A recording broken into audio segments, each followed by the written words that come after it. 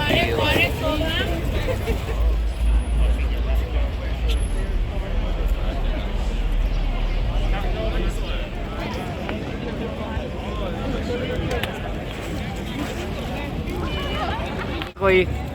There's like 1 or 2 lines over there, and then if you go over to this side or area, that's where the longest 2 lines also occur. So welcome to the Anime Expo. Oh well. After 1.5 hour wait, this is where we're at. The Crypto Arena, where the Anime Expo is located. And man, this is huge. Look at this. Twice as huge as the San Jose Anime Convention right out the spot. Okay, anchor dolphin, anchor dolphin!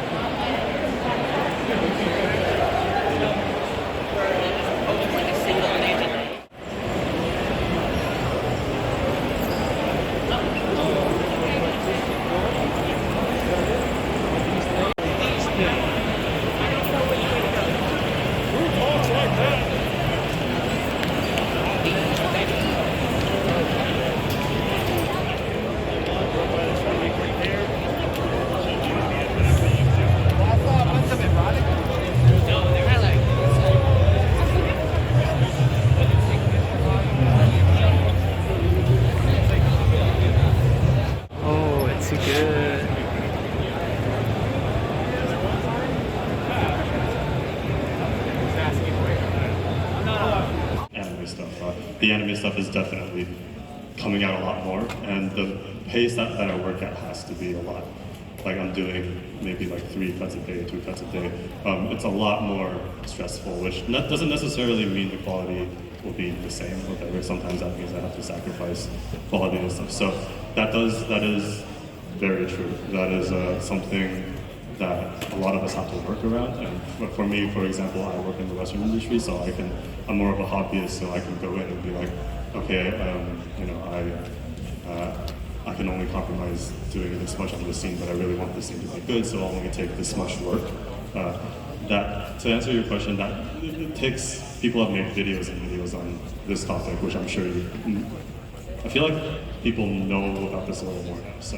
So that is something, yeah, you bring a really good point, thank you. Yeah, and then in terms of the pay situation, you're not going to be, if you're an animator in the anime industry, you're not going to be able to afford to live in Los Angeles, for example.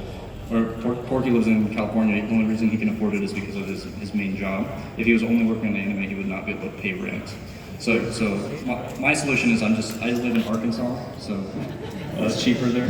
So real quick, I will say there are cases that is what the media covers. I have come across a few cases. For example, I don't know if I can say it. I'm just going to say a certain studio did offer me what's called a Zen Kosoku and a Han Kosoku. So this is basically contract work. Surprisingly, with the rate that I saw that they gave me, you can actually live off of doing that. But I think it takes a little while to get used to go through all the stuff that is not good, to find those good studios. They do exist, people don't talk about that. So that does exist.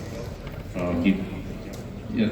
All right, I do think we're out of time. Yeah, we're out of time now. Thank you everybody for coming. Thank you. That was crazy. So glad you guys are interested in learning about this. Oh, we also have one more panel coming up. Do you want to tell them what time it is? Yeah, so our next panel is on Monday in Petree Hall from 11:30, or starting at 11:30, so same place. And we're going to be talking about the actual pipeline, so how anime is made more technical. Yeah, so hopefully we'll see you all there. The English voice of Leora Forger, and Anthony Bowling, the English voice of Frankie. Give it up!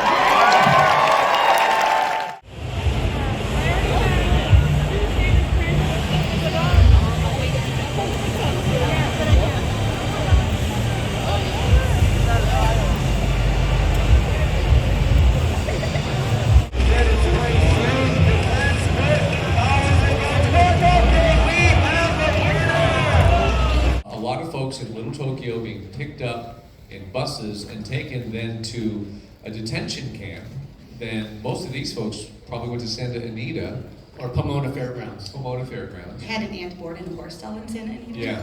And that was a scarring experience because while the big internment camps were being built, they had to have a place to hold all these Japanese and Japanese Americans, and they literally stuck them in horse stalls.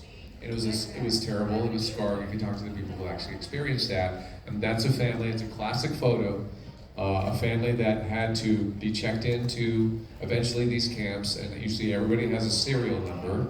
You could only bring what you could carry, etc. So it became a very scarring thing that the entire family had to deal with. But I wanted to kind of go forward. This is a very important photo that was taken in Manzanar, and you can see these kids living behind barbed wire. So that's one part of the story of what happened to Little Tokyo. All the Japanese and Japanese Americans were taken out of the community. It became a ghost town, and the buildings were empty. However, something really fascinating happened during World War II, and it's called Bronzeville. And Pat, what is this?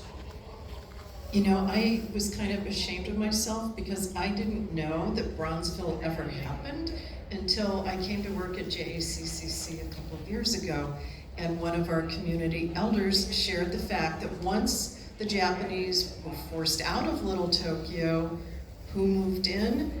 Black African Americans from the US South, and they came because they wanted factory jobs to support the war. And they made Bronzeville a completely hoppin' place, including lots of jazz bars. This is Miles Davis and Charlie Parker, who played at the Finale Club, which was on First Street. I'm kind of blown away because those are giant names in the jazz world even today, and they were just hanging out in Little Tokyo, playing in the bars. And I think what's really interesting, and I had seen some fascinating statistics, but about 35,000 people were living in Little Tokyo when the war broke out. 80,000 African Americans then moved in from other parts of the country as they worked in this war effort. So it was thriving in Little Tokyo, but few people actually know about this chapter of Little Tokyo's history. You guys want to add anything? So the one thing about, you saw the Nishi temple, so of course all the ministers had to go, except there was one man who was allowed to stay. His name was Julius Goldwater.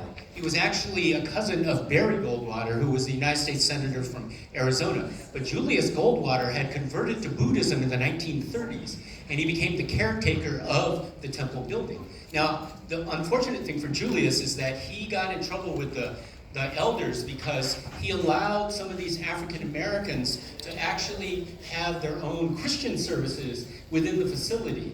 And if you go to Little Tokyo, look down on the sidewalk on the north side of First Street, which is the Little Tokyo Historic District, and you will see indicated that there was a Baptist church there, right, indicating where the Nishi was. And this is a very little unknown chapter of our history. Well, so the war is coming to an end, and we have a photo here. What happens now? If African Americans are living in Little Tokyo, and there's so many of them, where do the Japanese Americans then come to? And this is the melding of the two right here. All right. No problem.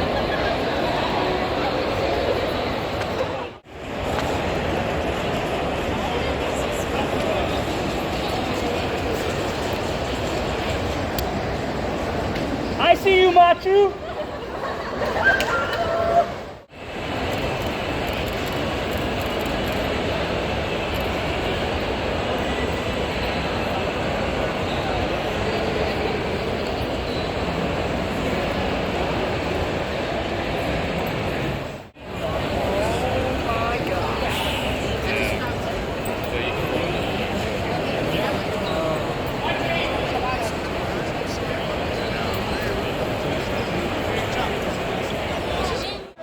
Artist Alley.